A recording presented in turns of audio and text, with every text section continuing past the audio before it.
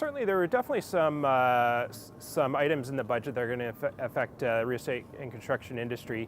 More so on the consumption side of things, the government introduced several new initiatives for first-time home buyers, effectively allowing CMHC to become a shared equity interest shareholder in a home. And the whole purpose of that is really to decrease the mortgage payments that first home buyers are having to put on their mortgage. Of course, when they sell their home, they will have to repay the equity interest that CMHC had in their home. And part of it, there's an incentive of up to 10% that the CMHC will contribute for the down payment for new build construction. So it's really trying to incentivize first-time home buyers for buying new properties and also for construction of new properties as well. As is another initiative where they loosened up the home buyers program such that now you can pull up to $35,000 out of your RSP tax-free as a first home buyer and put that towards your down payment.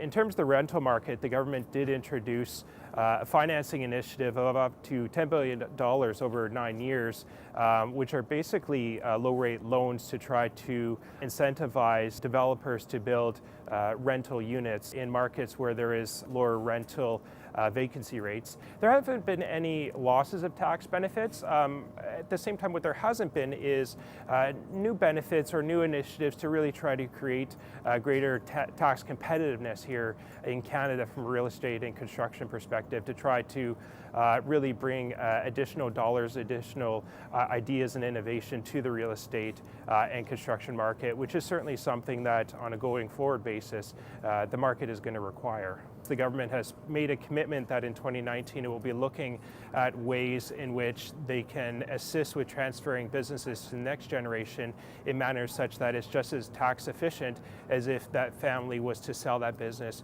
to an arm's length person. And so that's certainly a good initiative, and we welcome that initiative going forward. There is certainly an increased focus and additional funds given to the Canada Revenue Agency to be looking at real estate transactions and the compliance thereof. So I think clients can certainly be anticipating greater compliance and greater audits. Generally speaking, what we have seen in the federal budget is consistent with some of the concerns expressed at various levels of government with respect to money laundering, making sure that FinTrack and federal resources have the tools that they need to make sure that money is properly accounted for, and there are some additional resources there as was expected.